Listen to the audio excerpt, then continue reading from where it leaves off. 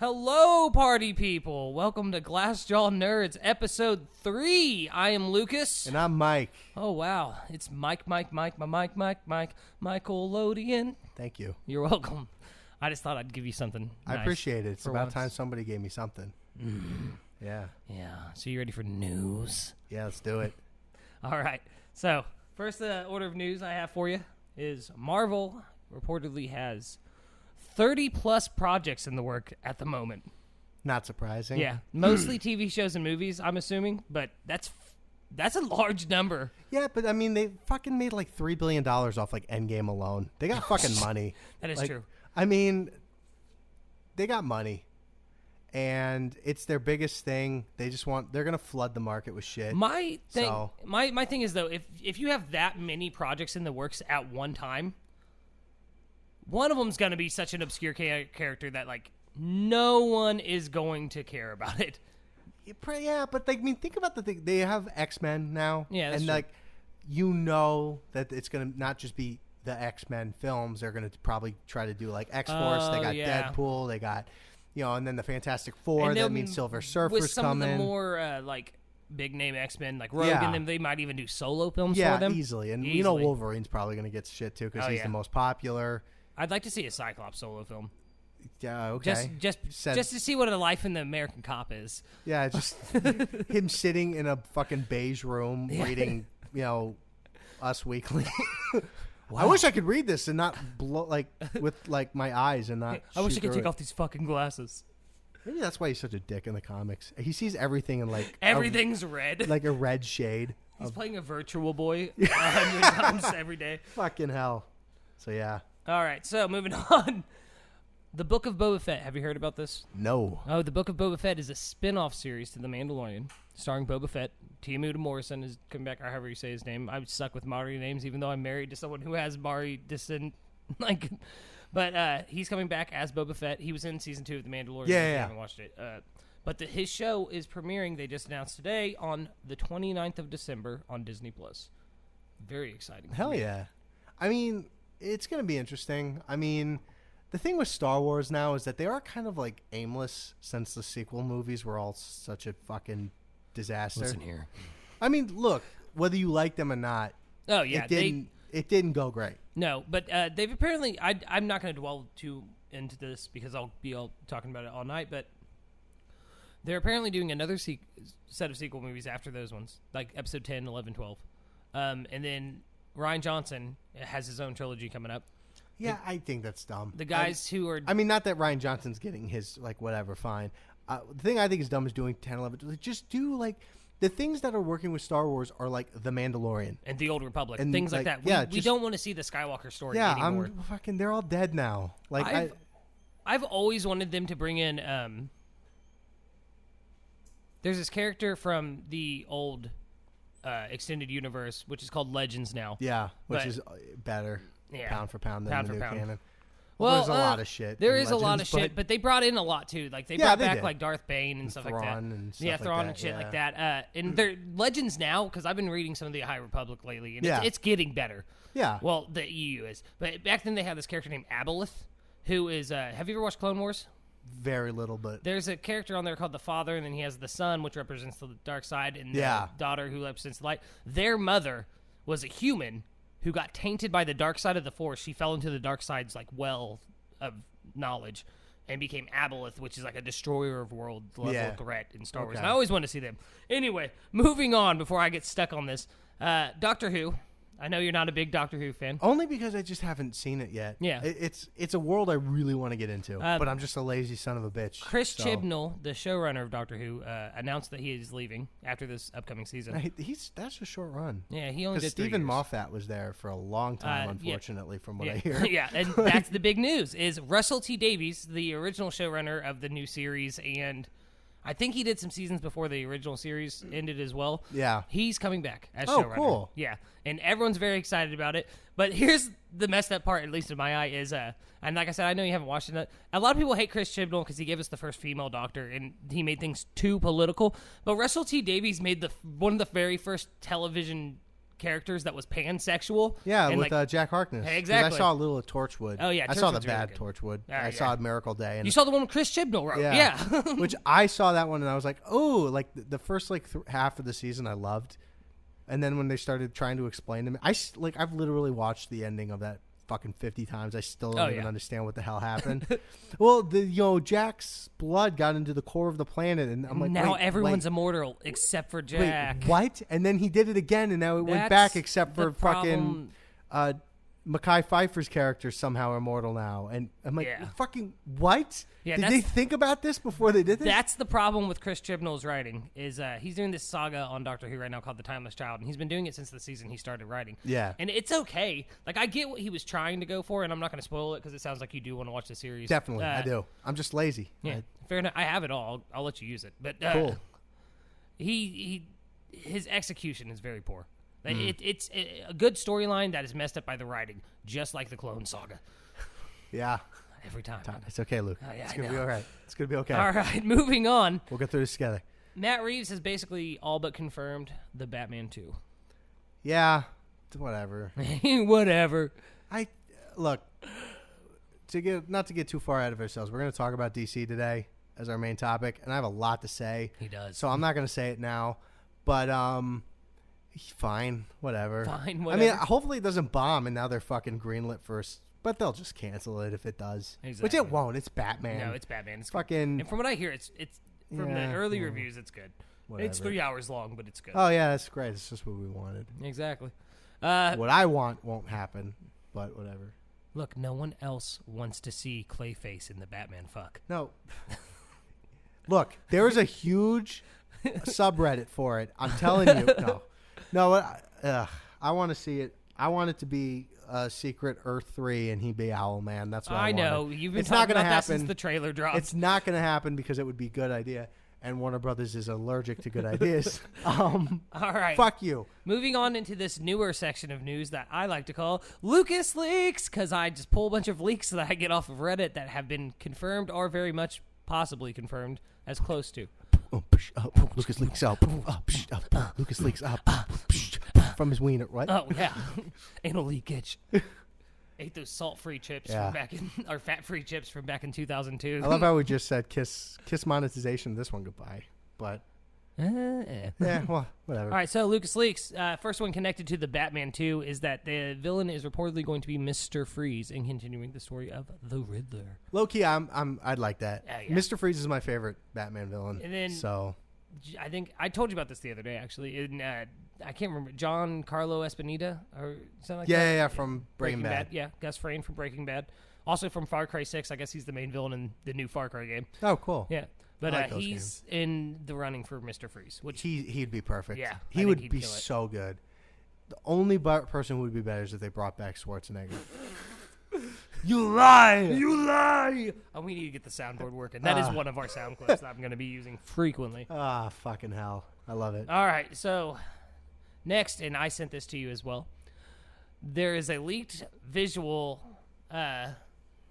model, I guess, of Professor X fighting Wanda from the Multiverse of Madness. I think this confirms what we were saying last week, that the Illuminati are going to show up. Yeah. Yeah, and from what I've heard, James McAvoy, whatever the fuck his name is, I think it's McAvoy. God. Either way, I think it's going to be his Charles Xavier. I know that we both had said that we were pretty sure it was going to be Patrick Stewart, but from new things I've been reading, it's definitely probably James. Yeah. I mean, Patrick Stewart's fucking old, dude. And, yeah, he's in his 80s. I mean, he still looks good and he's still in shape, but, like, this is a lot to do for him. I mean, honestly, I can't believe they signed on to do another Picard. Oh, yeah. One, because it was a horrible show and it ruined everything I loved about Star Trek Next Generation. But also because, like, and it's not like he was just, like, in a room, like Steven Seagal style and just sitting. Oh, no. Like, he was, like, doing stuff. Like, Picard is the main character of Picard, which I know it's like, well, fucking duh. But, like, no, like, a lot of those kind of shows, it's like he would just be sitting in a chair and watching the young people do stuff. Oh, yeah. No, like, Picard did stuff. bad stuff, but stuff. It was not entertaining, and it ruined my favorite Star Trek character, but whatever. Fair enough. Fuck you, Alex Kurtzman, you fucking hack. The guy who wrote Amazing Spider-Man 2. So, this one's going to break your heart a little bit. I'm used to it. It's a No Way Home leak. Okay. And not break your heart in a bad way, but make you emotional. There's been a leaked scene of Tom Holland and Tobey Maguire Spider-Man talking about Uncle Ben that ends with Tobey Maguire telling Tom Holland, with great power comes great responsibility. That'll be cool. Yeah. I mean, it's definitely one of those, like, yeah, fucking no shit, they're going to do that. Oh, yeah. But that would be good. Yeah. That's going to be a good scene, Oh, especially yeah, if it's written well. Oh, yeah. And I think it's going to be... Who wrote this? Do you know who wrote it? I can't remember off the top of my head. But they get good people. A lot of leakers say that there's going to be a very emotional scene about what happened to the MCU Uncle Ben between all the Spider-Mans. It's kind of like the whole Miles scene where it's like, you're not alone in this. Yeah. We all lost somebody. Yeah. Moving on from that emotional shit. Here's one that might excite you, might piss you off a little bit. Going with tonight's main topic, but there is reported leaks that Christian Bale's Batman will be having a cameo in Flashpoint. Oh, that doesn't surprise me at all. No. The only thing that surprises me is that they got Christian Bale to do it, because he really didn't want to come back, which I'll kind of get into theories about some stuff because when we get into the main topic tonight, but he was pretty adamant against coming back because he was like, look, I did my 3 and I'm done. Yeah, and I think it was just because Christian Bale is kind of, I'm going to do a hand thing so you guys can't see it, but like an artist. Yeah. And he's like, I did my thing, and like, which is, he's a little pretentious, but he's like really good actor. He was like, so don't walk into my fucking shot again. Who the fuck do you think you are? You're a good guy. You're a good guy, but fuck you. Yeah, but fuck you. That's one of my favorite. Christian Bale is at your party. He's alone. What don't you fucking understand? It's so good. All right, last bit of news, and then we're going to be moving on into a new segment. But the last bit of news is this. You know Charlie Cox, right? You know Charlie Cox. I do. Yeah, Daredevil himself. Yeah, he is teasing the return of 2 of the Netflix characters into the MCU, which is Kirsten, what the hell's her last name? Oh, Jessica Jones. Jessica Jones, yeah. Her, God, it's going to kill me. She's related to, Ritter, Christian Ritter. Okay. Yeah, because she's related to John and Jim Ritter, or whatever their names are. So, her is Jessica Jones, and then John Barenthal's Punisher. I like that. Yeah, I do too. I mean, the thing is that the Netflix shows are, weird, because, are they canon, are they not? Marvel, Kevin Feige's kind of, wish-washy about it, because they don't own the rights entirely to it. Yeah, that's the thing. They do now. They do now. Or at least most of them. I know they have Daredevil, and so they're going to bring Daredevil They have Daredevil, Punisher, and Jessica Jones. And I think they still have Luke Cage as well, but I think Iron Fist is at Netflix for the moment. Which, fucking, who cares? Yeah, I never watched it. Everybody who has watched it told me not to bother. Yeah, The Defenders was okay. Yeah. Him teaming up with the other ones, that was pretty cool. Yeah. I mean, that's the thing. It's that's partially why, I feel like solo Wolverine movies are kind of, they work sometimes, but they also don't, because it's Wolverine works best when he's part of the X-Men ensemble. All those X-Men do. That's just part of what makes them work as characters. And I feel like Iron Fist is one of those, but I digress. I agree. I really want to see Jessica Jones back. I know you haven't watched the series, I don't think. I have a little bit, not much. The 2 I've watched the most of is Daredevil and Luke Cage. Luke Cage was so good. I like Luke Cage want a lot. Luke Cage to come back really bad, too. I just think he's an underrated character in comics, too. Oh, yeah. Power Man's amazing. Yeah, he's just a cool... And it's a different take. The fact that he's impenetrable because of oysters makes me, it's chuckle. What? And they use that in the show, too. Yeah. Which is so good. It's we kind of crossbred it with an oyster. It's oh, shit. All right, so moving on to a new segment. Woo! New segment. It's called Pitch About It. Yeah. Okay, the context of this segment. I'm going to pitch Mike an intellectual property or book or comic or whatever that I believe should be a movie. And he's going to do the same as long as he has one. I have one. Hey, there you go. I'm fucking... Luke has no faith in my ability to, prepare for this at all. I do. Yeah. No, he doesn't. I don't. Because I have no faith in my own ability. Projection for the win. Yeah, exactly. Projection. So tell me more about how your mother. No. Right. All right. So my pitch is for The Hitchhiker's Guide to the Galaxy. Yes, cue the Eagles. Now, I know... Wait, what? It's called the Eagles? Yeah. The theme song for The Hitchhiker's Guide to the Galaxy, the dun dun dun dun dun dun dun dun dun dun dun. That's the song "The Journey of the Wizard" by the Eagles. Yeah, yeah. So I forgot about that. My pitch is, I know they've done a movie, but it's terrible, and they should make one that's good. That's my whole pitch. No, I didn't hate that movie, but it wasn't as good. No, they try to squeeze in shit from later in the book series, and that's where they fucked up really bad. Yeah. And the whole forced romance between Arthur and Trillian, because in the books there's some chemistry there, and they end up having a child together and shit like that, but it's not we're definitely a couple. You know what I mean? Right. And I would just like to see it play out further than the end of the first book, because that's where we always get, no matter what kind of series it is. Except for the 1970s TV show that also did The Restaurant at the End of the Universe. You don't get past that. Any kind of media towards it, it's always at the end of the first book. And it's there's so much more. My favorite, personally, is So Long and Thanks for All the Fish, which I think is the third or fourth book. And there's a really good twist in there. And I hope you don't mind that I'm spoiling this for you a little bit. I'm cool. Okay. And sorry to anybody out there who wants to read the Hitchhiker's books, but there's a twist in there where humans are actually... humans from outer space that were on a luxury cruise that crashed onto Earth, and that's why, yeah. Yeah, see, I never read Hitchhiker's Guide to the Galaxy. I watched the movie, and I thought it was a neat world that they didn't do a great job at explaining. That's the thing, is that Hitchhiker's Guide to the Galaxy, it's almost like Futurama. Yeah. Which, it's just this weird, bizarre world that I just think is neat. Right. And I want to know more about. Well, apparently they're doing... Same with Dune, but I'm not confident that movie's I have no... Okay. I hate to change subject. First, I'm going to finish my Hitchhiker's thing. Yeah. They're doing a show on Amazon Plus. At least they announced one. I don't know where it's at. That'll finish my pitch, though. I'm glad that you'd like to see that. So I would. Yeah.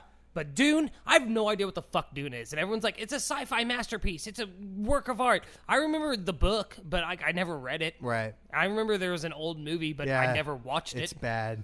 It was the David Lynch. And they were like, let's give him, let's let David Lynch do this big blockbuster movie. And it turned out exactly how anybody who understands what that would mean would be. And they're like, this is weird and stupid and kind of gross. It's yeah, it's David Lynch, bro. Have you fucking seen any of his work? All right, my man. What is your pitch? So it's not a movie, so I'm a little off. I would like to see a live action Dragon Ball series. Oh, yeah. Yeah. Because now I know everybody. Dragon Ball Evolution. Giku. Yeah, that was bad, obviously.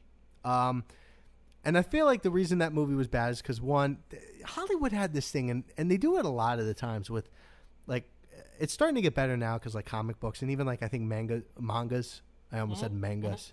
Mangas are either pronunciation's okay. Mangas are starting to, because they're starting to do, they have a live action One Piece is coming. Yeah, and they did a live action Attack on Titan film. I've never watched it, but it's starting to people are we can adapt this. Yeah. But Dragon Ball Evolution, they're oh well, we got to change it to make it for audiences who aren't into that shit. That's what a lot of before you continue. That's what a lot of problems with live action adaptation of anime and mangas and stuff has been lately. Is that they keep fucking wanting to either westernize it or change the source material.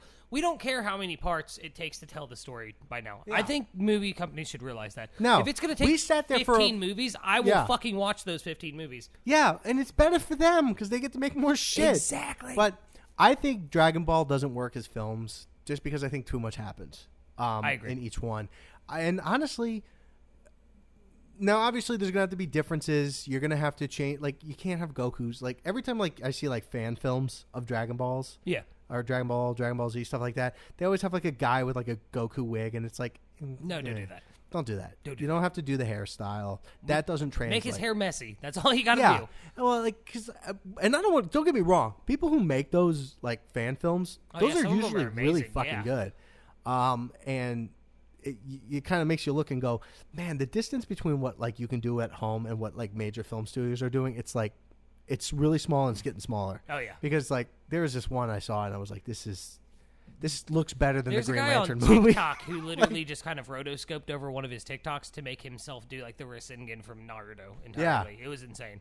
But I think it'd be really cool. Start with Dragon Ball and go through it until Dragon Ball Super. That's another problem too with adaptation. Everybody who wants to adapt Dragon Ball always starts as Z. Yeah, it's like, not. Give us Dragon Ball. Yeah, you have to start with Dragon Ball because you have to establish these characters. And I think Dragon Ball has a lot of underrated moments. Oh yeah. And so like my thing is start with Dragon Ball, go to Dragon Ball Z, skip GT obviously because that was. It's not canon anymore. Yeah, go straight to Super. Yep.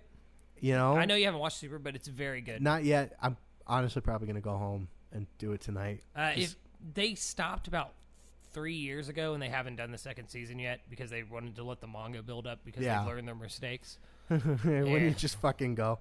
Which, look, Toriyama is not perfect writer by any means. He forgets characters all the time. Oh, yeah. He forgot Launch was a character for like 13 years. Yeah. Well, straight up, like one of my favorite characters in Dragon Ball is Tien. Yeah. And Tien just is gone. Like, I don't know what the fuck happened to him. Like, I think he just by the Buu Saga, he's non-existent, basically. Yeah, he's in, like, 2 episodes of the Buu Saga, and him and Chaozu are just, like, living in the mountains somewhere. And, like, the only scene you see him in is when Buu does the kill all the humans blast, and Tien and Chaozu are, like, 2 of the only people who survive because they're fucking badasses, and they just dodge it.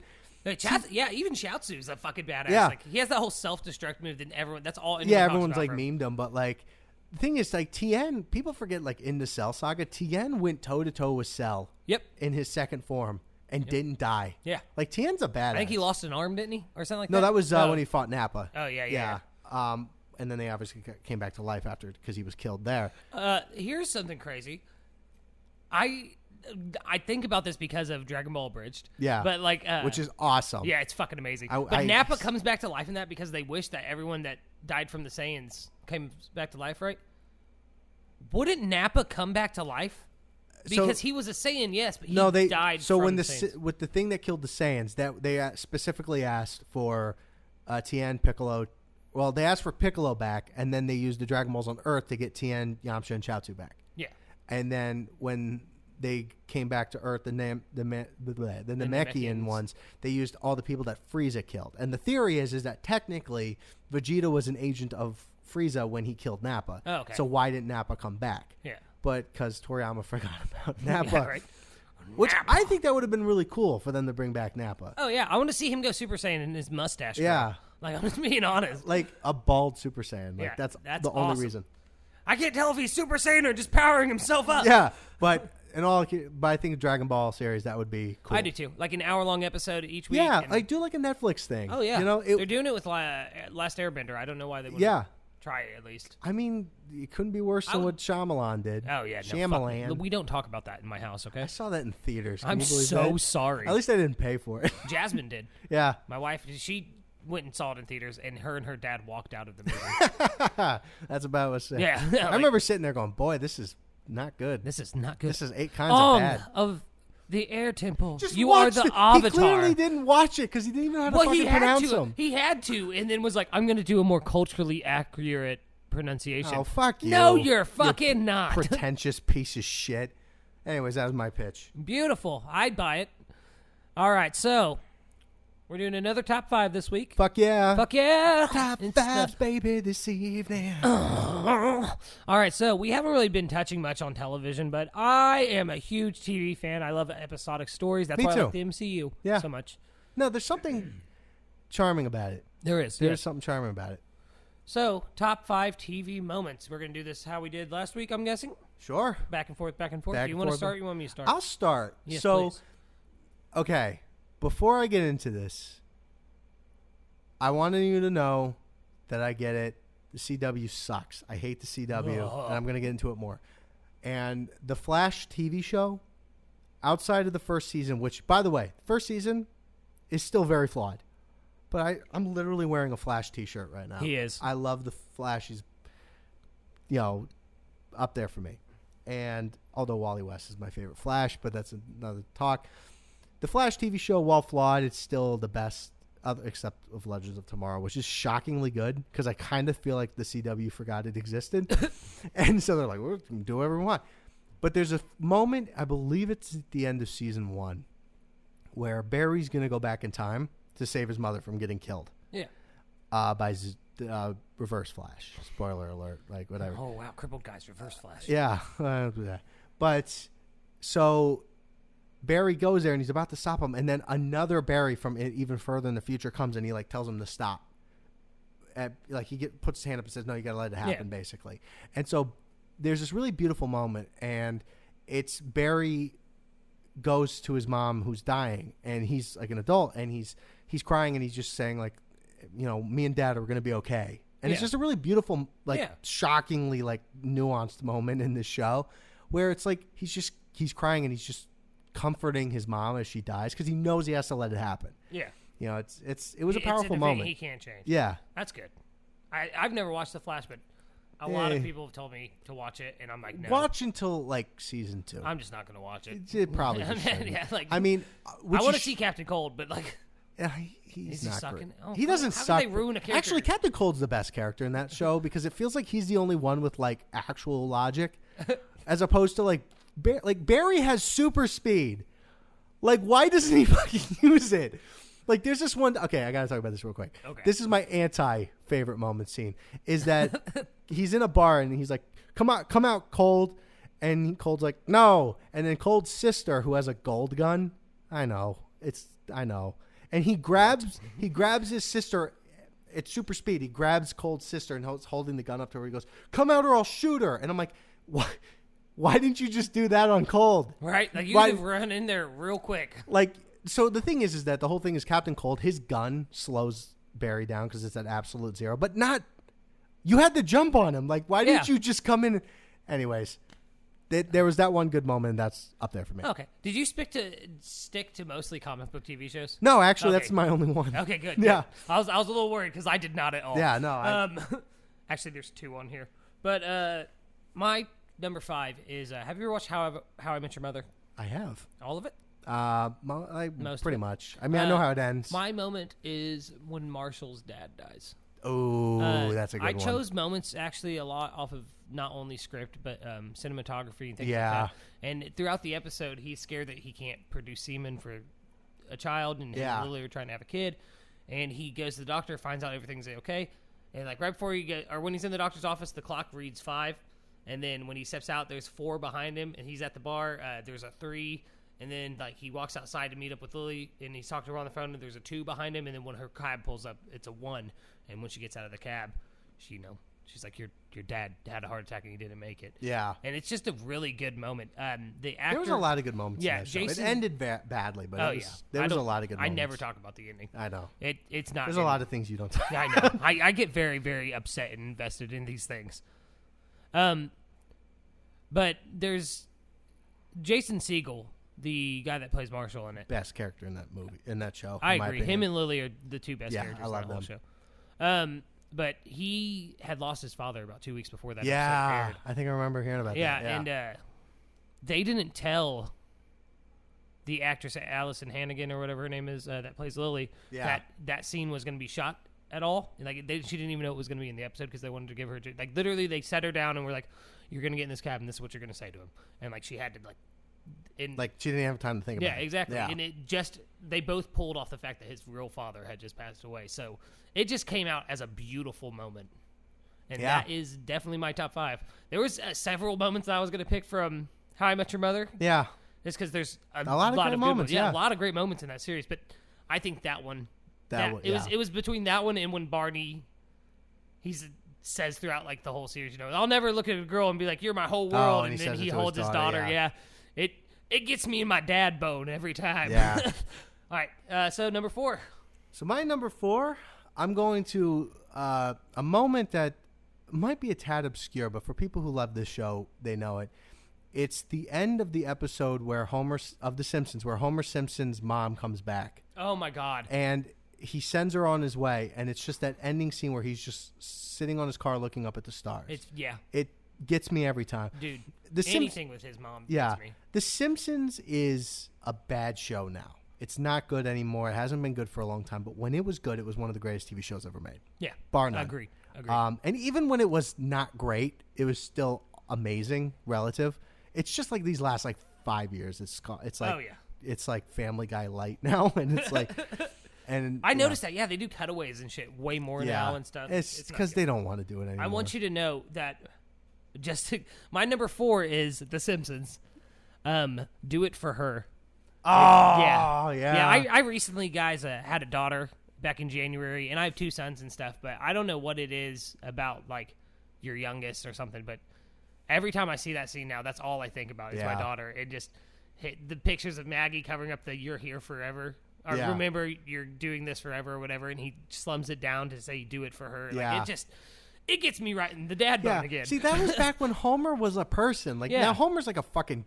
Like, he's so dumb that it takes you out of it. Oh, yeah. But, like, back then, he was just a guy who was, like, kind of down on his luck. He was just kind of a dumb guy. Oh, yeah. But, like, he was a believable dumb guy. And it's like, he genuinely loved his family. Yeah. He was just an idiot. Like, but now he does... a game? What the hell is a game? Like, why? He was so good. But, I remember watching the 300th episode of The Simpsons when I was 9 or 10. And, like... I'm 29 now, so that's 19 years too long for The Simpsons to be going. But okay, so number 3. My number 3 is probably when Gus is killed in Breaking Bad. Ooh, yes, Face Off, such a good episode. That whole episode was great, and Breaking Bad's just. I know it's a fucking cliche, but it's just one of the greatest TV shows of all time. It was on at the beginning of the golden age of television. Yeah, and it brought us into that golden age of television. And it's just a fucking awesome scene, and with the bell and then Tico fucking and then he like steps out and you can't see his face at first. He's fixing his tie. It's just fucking so good. It's a great scene. I'm so glad you brought up Breaking Bad. Because I will also be calling back to that later. So all right. So that's my number 3. All right, my number 3 is, let me pull up my phone real quick. Ooh, The Fresh Prince of Bel-Air. Oh, I think I know where you're going. Nah, I bet you think you do. Yeah. I don't think you do. Okay. So it has a lot of moments. Yeah. And I'm going to mention some of them right now, actually, that aren't the one I picked. But just for example is when Will Avery's character, I can never remember his name, Mr. Banks, I can't remember what his first name is. Fuck, yeah, me neither. Yeah, I think it's Avery Banks or something like that. No, that's not. No? I'll think of it. Either way, it's when he gives the Phil. speech. Phil. Uncle Phil. How did we forget that? No. But when Uncle Phil gives the speech and he's like, we got to stop doing this to each other. We're all in this together. And he's talking about, black men hating on black men for being successful. I thought about bringing that speech. I thought about the time that him and Vivian had to go get Will and Carlton out of jail. And he was like, I will bring down your entire precinct for this racial discrimination. Uncle Phil was the best character in that show. He really was. I still love when he's hustling the guy at the pool. Oh, yeah, that's and he so goes, good. like, bring out Lucille. Yeah, and Joffrey just pulls it out. Like, oh, so good. But I thought about the scene where, he tells Will basically, like, out of all my kids, you're the one I'm proud of the most because I saw how much you changed. I thought about the scene, obviously, where it's, how come he don't want me, man? Like, that's where I thought you were going to go. Yeah, see? But the scene I chose from The Fresh Prince of Bel-Air was... The scene, it's in an episode, Will and Carlton are outside of an ATM, and Carlton gets robbed, and Will gets shot. Oh, yeah. And when he's like, Carlton, I saved your life, give me the gun. Yeah. That scene. Because, Carlton, he's not a hardcore character. There was times where he would lose his temper and stuff, but when they're in the hospital together, and he flips Will's tray with his food on it and stuff, and he's like, I'm not going to be a victim. I'm not going to be like them. And Will's like, you already are. Yeah. I saved your life, give me the gun. And it's not even that whole scene that gets me every time. It's when Carlton gives him the gun and then leaves, and then Will empties, and he breaks down. Oh, it's so good. See, like, I don't know. There's a lot of, like, great, like, sitcom moments. Sitcoms get a bad rap nowadays because of Friends, and it's awful. But, like, terrible. I am not a fan of Friends, I'll be honest. And actually, I used to be pretty ambivalent about the show Friends until I met Luke, and then he was like, why this? And I'm like, oh my God, he's right. This show is the worst thing ever. But it's not a good show, yeah. But, like, Golden Girls had a lot of great... Fuck you. The Golden Girls is one of the greatest TV shows. I love Golden Girls. You have Golden Girls pants. I'm talking to the fucking people who are like, like the Golden Girls. I have a Golden Girls outfit, actually. It's a shirt that says Squad Goals and has all of them on it, and then I have the matching pajama pants. I've got magnets that go on my fridge that are Golden Girls. Like, I love the Golden Girls. It's a good show. Great moments. But yes, no, sitcoms do get a bad rap today, and it's because everyone wants them to live up to Friends or be a clone of the Big Bang Theory or something like that. And it's why choose? I don't get why we choose as a society the worst sitcoms to idolize. Like The Fresh Prince is memorable, yes, and it has become iconic. But I can remember a time where not as many people liked it. They thought it was just them trying to force like black media down people's throats and stuff, and I don't get that at all. Yeah, I mean, I think if anything, it helped me personally like look at racial biases and stuff that I saw in life, especially when I rewatched it as an adult. Yeah, and it gives you a different perspective. That's why I love Golden Girls, is because it gives you a perspective. Like, look, I'm a 28-year-old man. Yeah, these are women in their late 50s, early 60s. Yep. Trying to make it in the 1980s. Their husbands are dead or divorced them or whatever, and they had to start their lives over again. What is life like that? Like, that's a perspective I will never know. Oh, yeah, no. And that's what makes shows interesting. But all right, so we're on to your number 2, my man. My number 2 is the ending of Season 3, Episode 26, Best of Both Worlds, Part 1 of Star Trek The Next Generation. Oh, yeah. Picard has just become Locutus. Yes. And he is... So now Riker is the captain of the Enterprise, and the scene ends with Locutus, who is Picard, saying, the resistance is futile, and the camera pans around Riker, and they're like, what do you want to do? And he goes, fire torpedoes. Because, and the thing is that there's so much baggage in that episode. Oh, yeah. Because there's the huge thing between Picard and Riker where they both respect each other, but Picard knows that Riker because the thing is, the whole thing is like, well, why is Riker being a commander? Why he could be a captain? Why isn't he going to be a captain? Because he wants to be captain of the Enterprise. That's where the fucking action is. He doesn't want to go be a captain of fucking some ship that's just gonna fucking orbit Vulcan or some shit. He wants the action. He wants the glory. But Picard won't fucking leave. And so there's that tension there. So this episode, now this was back in the day of TVs. Now, like these fucking contracts are public, and you're you're not going to kill fucking Patrick Stewart's character. They genuinely thought, you didn't know if they were going to kill off Picard and Riker was going to be the captain going forward. Yep. There was a genuine like threat of like, Picard's going to die and Riker's now captain. Yeah, because Riker kind of could, because they're like, well, could we have saved him? And I mean, they ultimately did. Yeah. Spoiler alert! A simulation is what happened, right? He'd been assimilated by the Borg. He was assimilated, but it was like, you can unassimilate them. That's where like 7 of 9 came from and shit. Like, and Picard, 7 of 9's awesome. Yeah, and hot. Yeah, but like Picard, he had just been assimilated. It would have been nothing to unassimilate him. But like, Picard, Riker. You're sitting there going, did he do it because he really thought this was the best thing, or is he doing it because he sees this as his opportunity to finally take over? Yeah. It's just, there's so many layers. And the duality of that's amazing. And that was back. I don't know how I didn't put any Star Trek moments on my list. I got 2 of them for you. So nice. my number 1's a Star Trek moment. I'll tell you in a minute. All right. So your number 2, my friend. This is gonna sound weird. My number 2 is a whole episode of something. My number 1's a whole episode. Okay, sweet. So we're good. All right. It's season 7, episode 1 of The Walking Dead. Okay. Now, a lot of people think that this is the turning point where the show went downhill.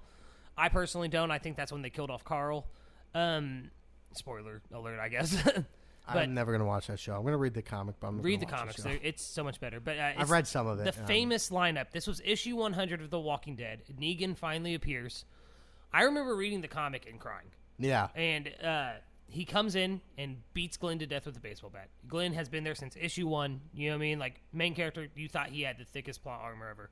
Now, when they did it in the show, the way that they did it, so they end season 6 finale is the lineup, and then you see from the person's perspective of whoever Negan's head is getting, whoever he's beating in their head, right? You see their perspective, and that's how the season ended. So we didn't know who he hit.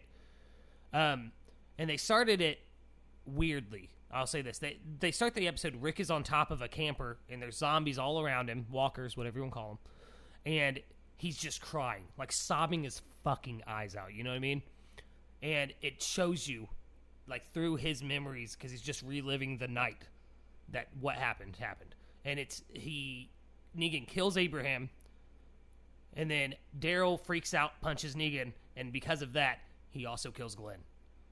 And there's a moment in the episode, towards the end of it, that it shakes me to my core in a way, and it's a piece of acting. Lauren Cohen, who I'm not a very big fan of, she's not a very good actress if you ask me, just an opinion. She plays Maggie, though, who is Glenn's wife. Yeah. And she is walking towards his body, and she's yelling at Rick, and she's like, you got to go back. You got to get men. We have to fight. And he's trying to be like, this man just killed two of our biggest people. He has an army. We will die. We will all die. She's like, I don't care. Go back to Alexandria. Get him. We have to fight. And then she breaks down on top of Glenn's body. And then Andrew Lincoln's Rick comes up to her and is like, let me help you. He's my family, too. And that part just fucking gets me. But the acting from Lauren Cohen, I don't know how she wasn't nominated for an Emmy or anything like that for that one especially because episode. that show was like a fucking it's a phenomenon. thing. Yeah. It's in the final season now. But I will say this, while getting my top 5 figured out, I watched everything that I put on my list, and I was like crying still watching that. Yeah, it's so powerful. But the acting in that episode, just it went over the top. Jeffrey Dean Morgan came in, and because I didn't, like you said, you haven't watched the show and you just now started reading the comics, kind of. Yeah. Negan is a character where you love to hate him, but you hate to love him at the same time. Right. And it's because he does things, but you see the logic behind why he's doing these things. Right. And that's what makes him a good villain. So Jeffrey Dean Morgan, like, it's just the acting in that whole episode is above the bar. All right, so number 1, my man. My number 1 is the Star Trek The Next Generation episode, A Measure of a Man. Oh, okay. So Star Trek The Next Generation started rough. The first really 2 seasons were pretty bad. But there's moments, and I believe this is my thing. Measure of a Man. So basically the idea of Measure of a Man, there's this scientist who wants to... So Data, who is the second lieutenant on the Enterprise. He's third in command behind Riker and Picard. He's an android. Yeah. A special android. He's like the only one of his kind except for Lore and then the one in the movie whose name I forgot. But and I think in Deep Space Nine, isn't there more of them? Probably, because they were like, sure. Data's popular. Let's just make a bunch of them. 9 more Datas. Yeah. But at the time, he was like the only one. And he's like this really sophisticated android. And he wants to fucking cut him open and find out how he works and shit. Yeah. Well, I remember this. And, fucking Data's like, well, I don't want to die, so no. Yeah. But the guy makes an argument that Data is not a person. He is a machine owned by Starfleet. Yeah, he's a tool. Yeah, so fucking he doesn't have a right. So now there's they have to do a trial. Yeah. Thank you. And so Picard is on the defense, but they need somebody to take a to take the prosecution, and they pick Riker. Yeah. And Riker doesn't want to do it, but now he has to make the case to fucking cut open fucking Data. Yep. And it's hard. Yeah. I'm sorry, I'm not trying to interject, but that scene, he's up there on the stand, and he just goes up to Data and goes, I'm sorry. Yeah. It's so good. Yeah. Riker's one of my favorite characters in all Star Yeah. Trek, and actually me and my buddy Dustin, he's always called me his second in command, because whenever we were hanging out, I'd always sit right beside him, and we'd watch Star Trek together. So I don't know, but that scene, it's a very human moment for Riker. For everybody. For everybody, show, even Data, who is not a human. And my favorite part of the episode, though, is after fucking Picard gives his whole Measure of a Man speech. Yeah. The scientist whose name I fucking can't remember off the top of my head right Trask. now. No. Trask. No. Okay. I knew that wasn't right after you said it. I'm like, but he looks at I think it was Troy, and he goes talking about Data. And he goes, he's amazing, and she goes, that's the first time you referred to Data as he, and it was like, because he kept saying the machine or it or whatever, and he kind of the thing is, that's what's great about Star Trek, and that's why it's my favorite show ever, because it's it takes these, you didn't need a villain. No. You didn't need a bad guy. No. Because that guy wasn't a bad guy. Moments. He just had of a different opinion. Yeah. He was moved by it, though, and he came to a logical conclusion, and it was just these moments of, let's figure this out, and that's what Star Trek's at its best. and that's when TV's at its best. And that's my favorite TV moment of all time. Beautifully said. I have a lot of honorable mentions I'm going to do real quick. Cool. I try to avoid, I know you know this, audience, you don't. I'm a huge animation fan. I went to school for animation. It's something that I've loved for a long time, so I avoided talking about any animated moments here, except for that Simpsons one. Yeah. Because Mike knows this, I'm a huge Adventure Time fan, huge Steven Universe fan. So I just threw in some of them for honorable mentions. But I will say this, not to give anything away, but I am planning a big animation special sometime. And I totally support that. Yeah, he does. So my honorable mention are Hank's death in Breaking Bad. Just that scene where he's like, White, what are you doing? Or Walt, what are you doing? They made up their mind the minute they saw me. Yeah. And he knew he was going to die. But that... so many great moments in that show. But Game of Thrones is Hold the Door. I'm not going to say too much about this one. Any Game of Thrones fans out there, you know what I'm saying when I say Hold the Door. Mike doesn't because he just started watching Game of Thrones. I'm like halfway through season 1. And I'm liking it a lot. So it's really good up until about season 6. Yeah. You're going to like it. I will say that. But Hold the Door, when you get to that moment, you're going to be like, oh, this is what Luke was talking about. Yeah. Fair enough. The Darkest Timeline in Community. I don't know if you've ever watched Community. No. Really good show. Really good show. I recommend it heavily. I thought I heard a dog. All right. And then Evil Morty is president of the Citadel in Rick and Morty. There's a lot of great Rick and Morty moments. Yep. I kind of regret not. Fuck it. Yeah, save it for the animation special. I stand by it. My list. Fern dies in Adventure Time. Another animated moment. I know you probably haven't watched it much. I have not. Any of it. I will, though. It's good. It's got good lore to it. There's a lot of filler episodes, slice of life episodes, but it's worth it. Then I also have She's Gone from Steven Universe. Like I said, I threw all of these into the honorable mentions because I wanted to save it for more live action, like the actual list. But yeah, so the last honorable mention I have is Terry Crews' character from Brooklyn 99 is arrested for being black. And his captain's like, at first, don't take this to the higher-ups, but he does, and the captain backs him up because he kind of reminds him that's why he became a higher-up, was to change things. Yeah. Very good moment. Anyway, so my last moment, though, my last on the top 5, is Jesse escapes from the last episode of Breaking Bad. That's a great one. Yeah. Just after everything he went through in the season 5, just all of season 5 being chained up, forced to make meth when he was finally, out of it. Yeah. It's such a relieving moment, and the fact that he sits there and he points the gun at Walt and he's like, "You want this? Tell me you want this." And he's like, "Tell me you want me to do it." And Walt's like, "I want you to do it. I want to die." And he's just like, "No," and throws the gun at him and just gets out of there. Good times, my man. Yeah. It's very impactful. And then seeing him just flee away in the El Camino, and instead of sobbing or anything, he chose to laugh, and it's just. It just ties the series. Yeah, very, it's just a very well fucking together. great show. It is. From start to finish. It is. All right, so moving on, we are on to the main topic of tonight. I'm not going to lie, guys. You're going to hear Mike talk for about 40 minutes now. I'm going to condense it okay. to as much as I can, but lead us in. Okay, yeah, so the main topic of tonight is the DCEU. What went wrong, and how can we make it better? So, the how we make it better is easy. Fucking get the rights from Warner Brothers and start from scratch. But, agreed. So, what went wrong? I actually have been thinking a lot about this because I'm a big fan of comic books and I love DC, and a lot of great characters in DC. And there's a lot of things that went wrong, but I think what it is that went wrong that didn't work. So we're going to talk about Marvel for a second. Okay.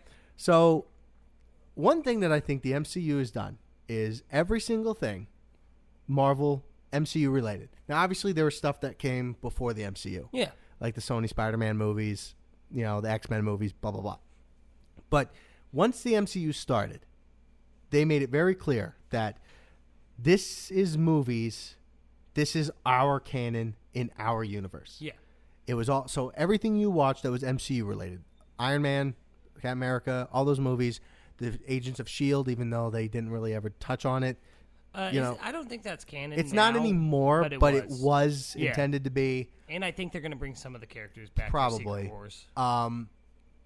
And the Daredevil and all that, those all existed in the same universe.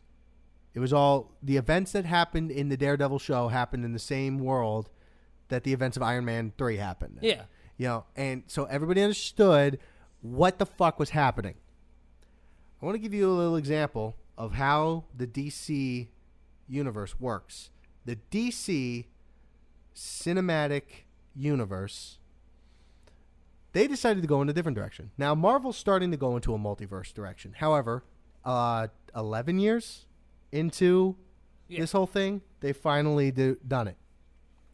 And they're going in easy. They're explaining things, blah, blah, blah. Currently, the DC cinematic universe is a DC cinematic multiverse.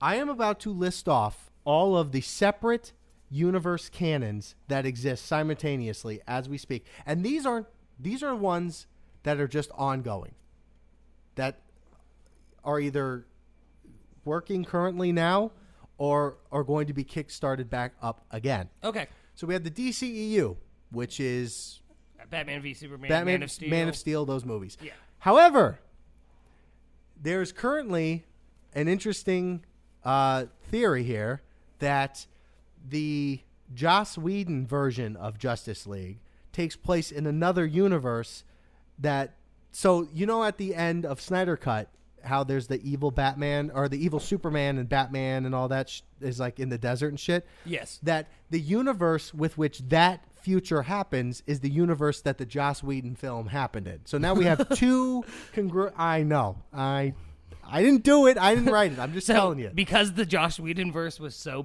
movie was so bad that it became the Joker talking about a suck job than Batman. So now we're up to two universes currently existing in this canon.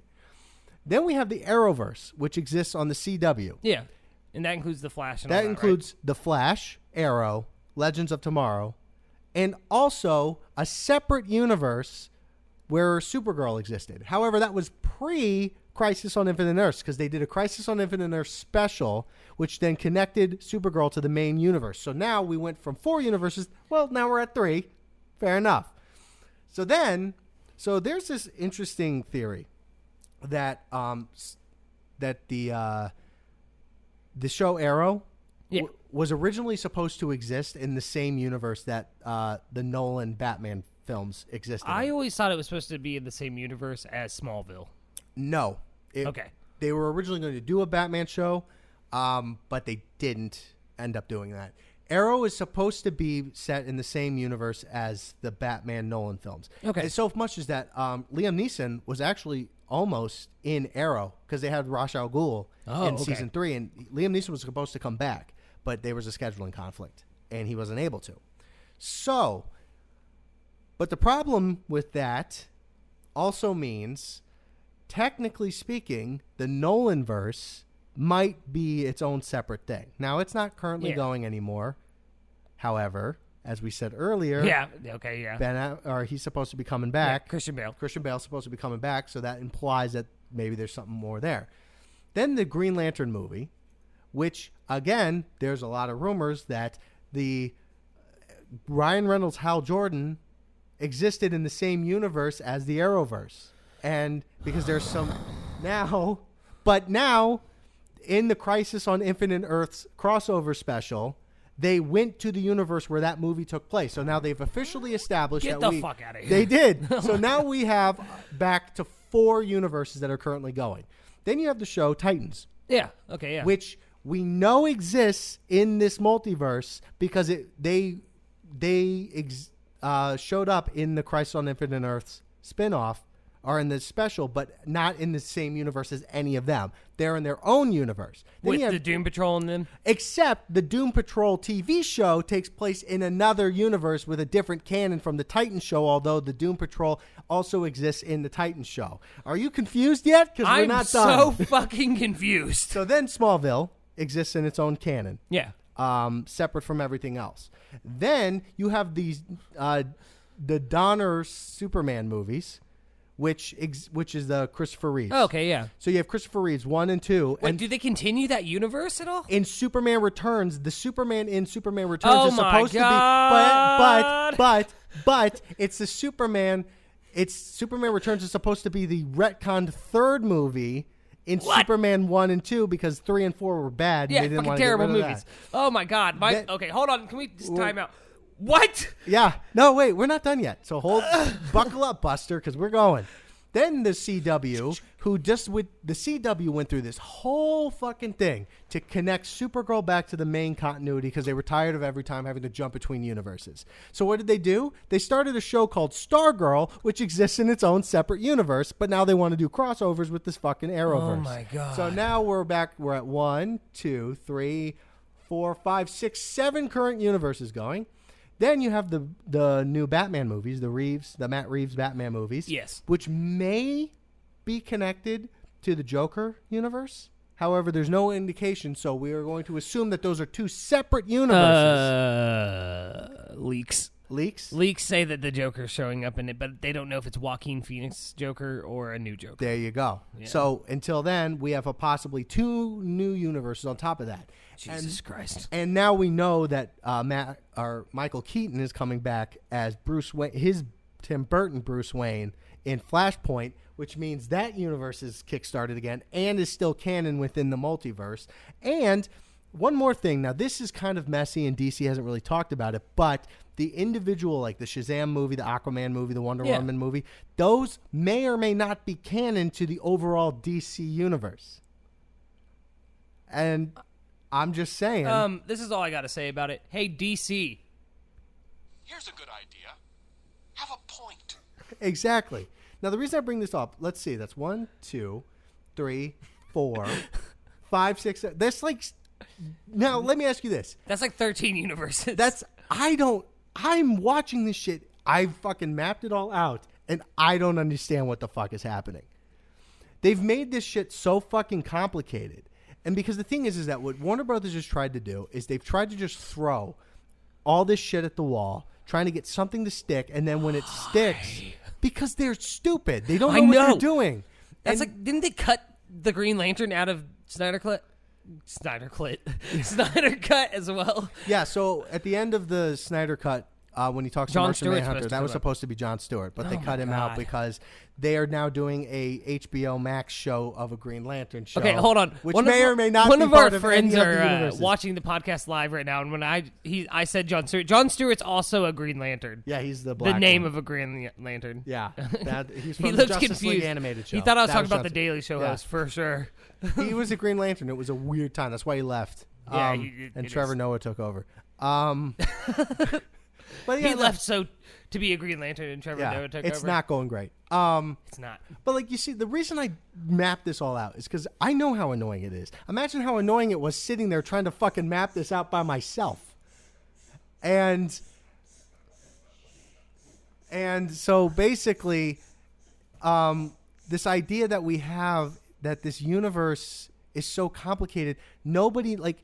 Because a big thing that a lot of people who are trying to get in the comic books, they go, well, I don't know where to start. Well, the answer to that is just anywhere. Yeah, jump in. Just jump in. And, they'll almost always be like, this, is part of this series. And then just go back and read the things that you want to read.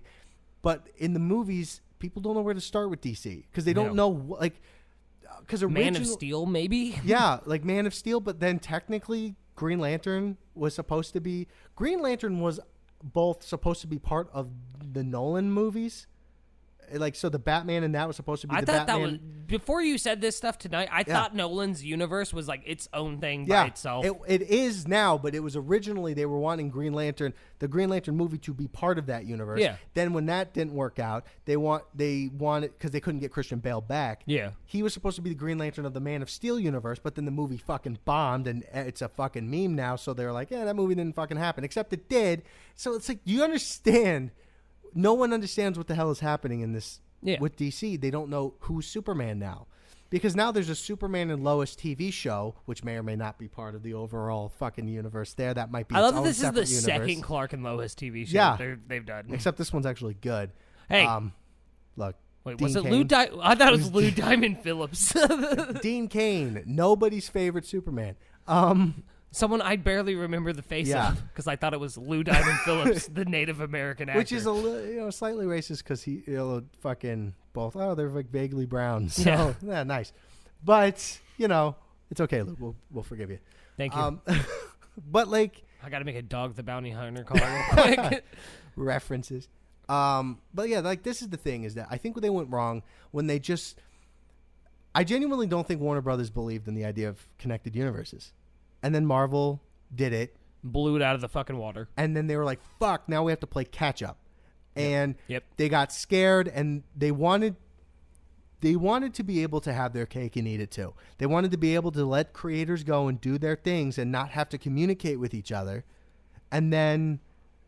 Ultimately, that's just led to this massive shit show where now nobody knows what the fuck is connected to anything. So now everything's connected to everything and no one understands what the hell is happening. And that's why these movies and these things keep bombing. Because now, again, you want to know something else? The Birds of Prey movie may or may not be canon to the overall DCEU. That might be its own separate canon. Why?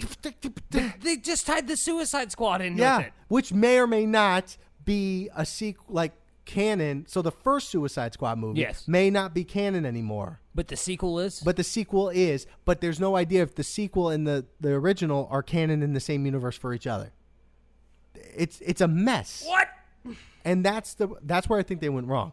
Okay, so when the DCEU first started going hard in the paint, right? Yeah. Man of Steel comes out 2013. Yeah.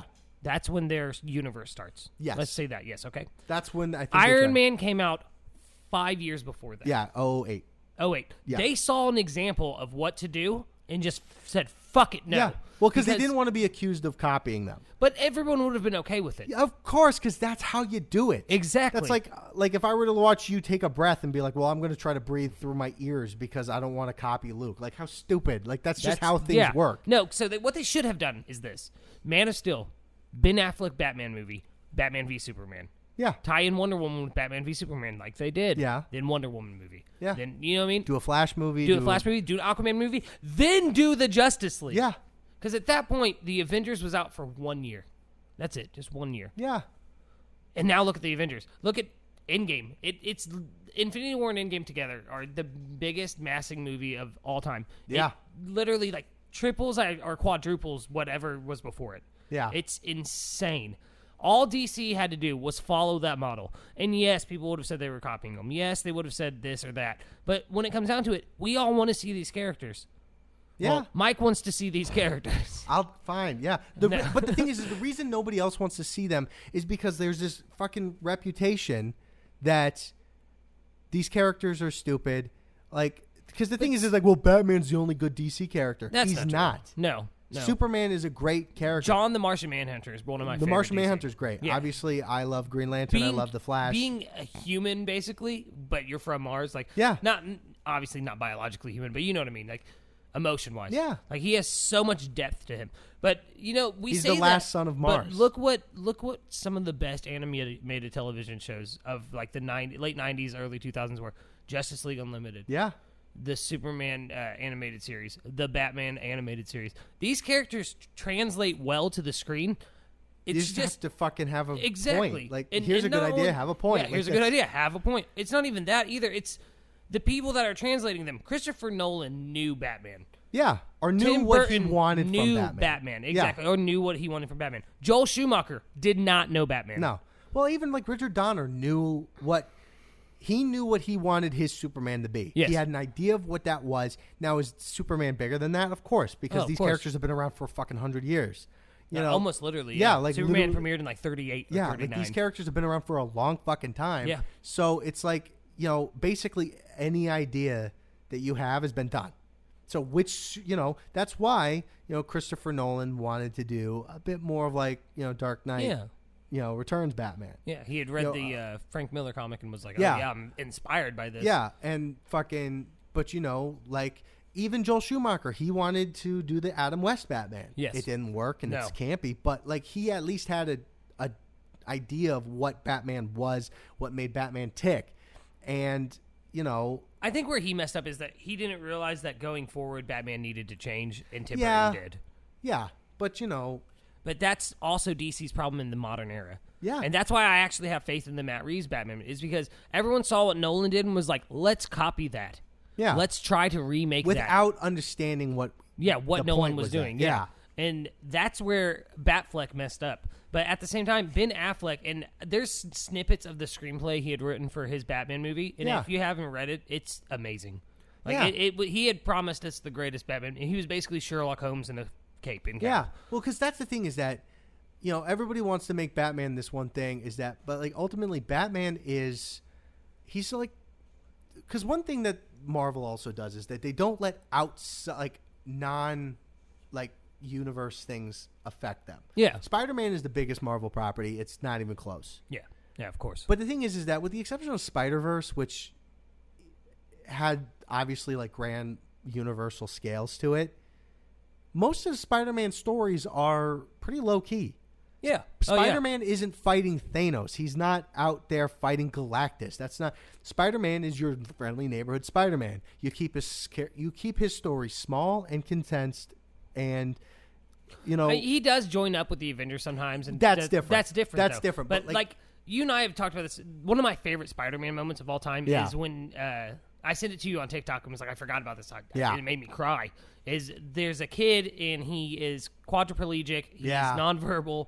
And I'm not laughing at that. I'm sorry. Our friend is getting attacked by my dog right now. But he's quadriplegic. He's nonverbal. And every day he gets up on his roof and he watches Spider-Man go by for just a moment because that's what makes his day. Yeah. And Morbius finds him one day and goes to attack him because it's getting dark. And Spider-Man comes and saves him and just hangs with him. Yeah. But then at the end of it, before Spider-Man leaves, he takes off his mask and he's like, hey, my name's Peter. I'm going to be your friend. Yeah. And it's just like, that's all of Spider-Man right there. And like that's the thing just is small character moments. Yeah. Whereas like now DC is like, well, Batman's our most popular character. So the universe needs to revolve around him when he's just a dude in a bat suit beating up fucking muggers. Like that's... Do you bleed? No. Like, I mean, why did you say that? Like there's a thing where he's getting in a giant Iron Man like mech suit and fighting Darkseid, which is the most ridiculous fucking thing. What is that about? Because they can't admit that Batman is kind of small potatoes in this scale. Because there's this great issue of Superman where this little orphan girl gets kidnapped by a monster and taken to another planet. Superman goes and saves her, and he just answers all her questions. Because he's fucking Superman. He's just a fucking good guy. Yeah. And one of the things she said, well, what if you fought Batman? Who would win? And he said, Batman. And she said, well, how? And Superman goes, fighting's not a big deal for me, but it is for him. And he's had a lot of tragedy in his life. And if I could make him happy by losing a fight, I'll do it happily. Yeah. There you go. Like, that's a beautiful sentiment because Superman genuinely cares about Bruce. Yeah. But it's also kind of like, he's kind of small potatoes. Like, let's be real. Well, I have to let him win. You and I were talking about this, in that a lot of the early Justice League comics, and even up until like the 80s and 90s Justice League comics, Batman was just like, you guys go. I'll stay here and man the telephone. Basically, like, when I was growing up, like... He was the tactician. Like, during Zero Hour, I don't think he was there physically. I think he wasn't. He was just like, Barry, you got to do this now. Well, Barry was dead. It was Wally. But nonetheless. I mean, it was like, I think during like the final night, he didn't leave the Batcave because he's like, what am I going to punch the space I'm a man. monster? Like, I mean, so what he would do is he was a tactician. He was looking at satellites. He was making sure everybody had the shit that they needed, items and everything. Yeah, and it's like that's when he's at his best, not when he's the fucking center of the multiverse. Yeah, right. He's like, oh, don't worry, guys. I'll protect you from Darkseid. I'm going to punch Darkseid in the face, and he's going to go, why? I'm going to go on Batman. It's like, real hard. It's dumb. It's silly. It's a silly and dumb thing. I'll cry over my parents' grave. Don't say their names. Don't bring Did I ever tell you I fell into a cave? This is what the podcast is going to be for now. The next 3 episodes, us just doing Martha, what is it? Anyways, and then he threw a calculator at the wall, and Subway tokens went everywhere. And he went to the one Subway. The one Subway. Guys, I want you to know I'm going to do that every episode. Every episode I'm going to bring out that shit. God damn it. But yeah, I mean, that's where I think they went wrong. They made things complicated, and they're letting outside shit affect their universe. Their universe. Like, it's not just the movies and comics, too. You know what? I'm going to say it. They should just scrap Justice League. Scrap Batman v Superman, base and build off of the upcoming Flash movie. Yeah. Which is, from what I understand, what they want to do. Man of Steel, Aquaman, and Wonder Woman, even though Wonder Woman rapes a man in 1984. He does. She does. She does. I'm so used to when it comes to rape. It's It's usually a man, but wildly enough. And you know what? I've gotten to so many arguments where we're like, that's not what happened. He took over that guy's body for a second. I was like, yes, then he used his body for sex. That is rape. That is rape entirely. I'm not saying I like it. I'm just saying these are the facts. These are Do the with facts. them what you want. Wonder Woman should be held accountable for her crimes in Wonder Woman 3. The whole thing. Rape trial. Do you bleed? We definitely are not going to be monetized for this episode. Nah, I'm just going to be like, this was done. But yeah. So how do we fix it though? How do we fix it? Genuinely, I don't really know. At this point, I honestly think they should build off of Matt Reeves' Batman universe. Matt Reeves seems I'm to know not what necessarily he's doing. opposed to that, but at the same time, I honestly think what needs to happen is they need to just cancel everything and start from scratch. I mean, I agree, but that's why I say build off Matt Reeves' Batman. Because one, it's darker and gritty. From what I've heard and read, and I'm not going to lie, I've read a lot of leaks that I'm not going to bring up to you because I don't want to spoil a bunch of stuff. Right. Same with No Way Home. I hope you know that I have this master list of shit that I'm like, I just can't tell Mike this stuff. I'm sure. But from what I've read and what I've seen and what I know of the movie, it's going to be very good. Very, very good. And not because it's a Batman movie or anything, but because it's a detective movie. Yeah, which is going back to the roots of what Batman is. It's year 2 of Batman. Yeah. Which is what I want. So why not scrap everything else? Yeah. And if you want to bring back Jason Momoa as Aquaman, do it. He's a good Aquaman. You can bring actors back. I would love for them to bring Cavill back. I fucking love him as Superman. We did not deserve him. No, we didn't. And, he's the king of the nerds, and I say that every time we bring him up because he is. Cavill was so fucking good, and it breaks my heart what they've done. What they've done to him. They shit on him. Yeah, they're just. He wanted to play Superman. He was willing to. He was wanting to do the Shazam cameo, despite the fact that they fucked him over constantly. Yep. He was supposed to be in Supergirl. Did you know that? So he was signed on and everything, but then somebody said, "No, we're going to do a different actor." Which is so dumb. Yeah, because now we have another universe. Yeah, let's just keep adding them. We got more. I don't understand how there's been 6 seasons of Supergirl. It's because, despite the writers' best efforts, the actors are all really good. Oh, they got a solid cast who can take these awful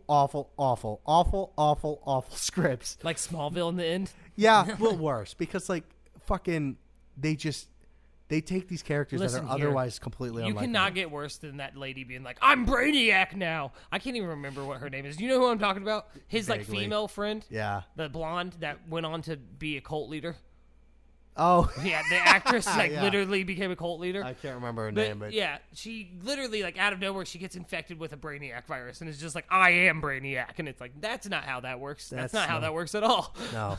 But no, I think they should build off of Matt Reeves' Batman, because it's in a more realistic setting. And if that's what they're wanting to go with, do that, okay? But then do that for all of it. See, do it for Superman, and he would be the outlier because he's... Actually, I have an idea on what they could do. Okay. This is going to be a little bit of a thing, and then we'll end it. We'll end it on this. Okay. But I think the way they should do it, scrap everything, including the Matt Reeves Batman. You son of a bitch. I know, but they won't. They're not going to do this. No. It's going to be the Riddler. They would sooner bring Adam West back to play Batman than do what I'm about to do. He is dead. That's what I mean.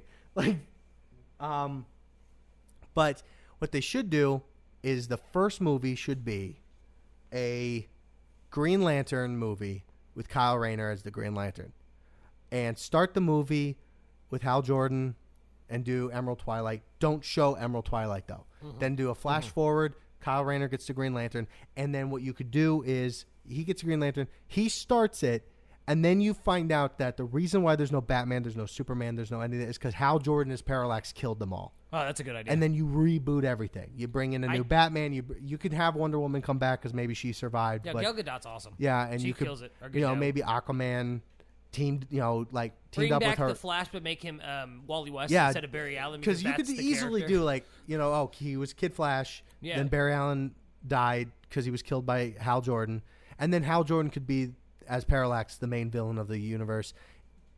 To me, I think that would be a good way to do it. They're never going to do that, but because it's a good idea, and Warner Brothers is allergic to that. But no, I say build off of just scrap. Like I said, scrap Justice League, scrap Batfleck, and because then that just I would takes be away cool with them Batman, if I'm doing. being honest. They could do. I would be cool if they did like Matt Reeves. Matt Reeves is Batman in a like even like combine the ideas. Like that's the first one, and maybe there wasn't a Batman. Like you're gonna have to fudge shit because you fucked it up so bad. Exactly. You're gonna have to fudge shit. Yeah, shit, but you so could make it work. You could. It's like the X-Men. I know you don't like First Class and stuff, but It's I just- think it's not that great. fixed the timeline A little bit, yeah. a little bit, especially Days of Future Past. Days of That Future Past is really- a fucking it's phenomenal a phenomenal film. movie, yeah. And it fixed everything, It and then they fixed ruined it again.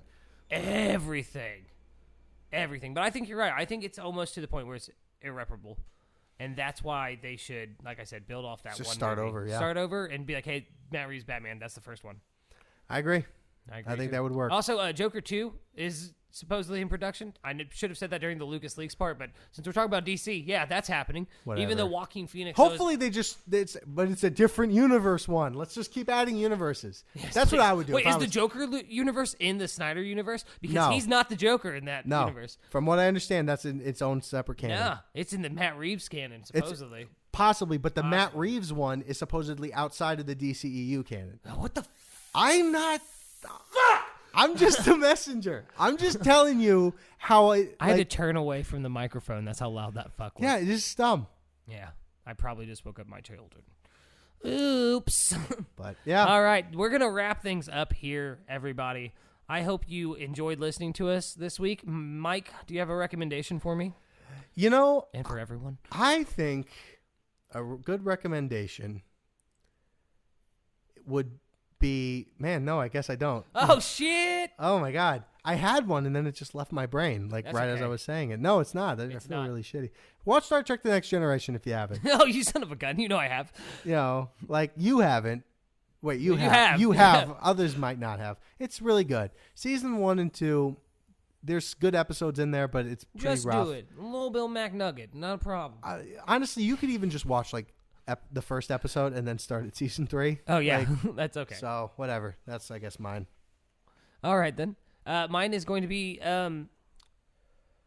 watch Doctor Who.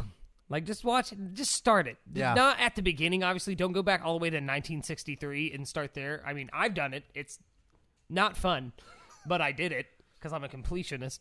But start with the, Christopher Eccleston run. He's the 9th Doctor, and they pick up off of that canon, but I don't know how to explain it. But watch Doctor Who. You'll enjoy it, and read Hitchhiker's Guide. So 2 recommendations out there, people. Watch Doctor Who and read Hitchhiker's Guide, and stop shitting on Chris Chibnall. He did his best, and Jodie Whittaker is a phenomenal actress. She's good as the Doctor. She just had poor writing to work with. That said, like, subscribe, do whatever you want to do with this video. Hell, edit the audio to make it sound like me and Mike are about to go into a hardcore gay scene. Either Please. way, we'll see y'all next week. See ya. Bye.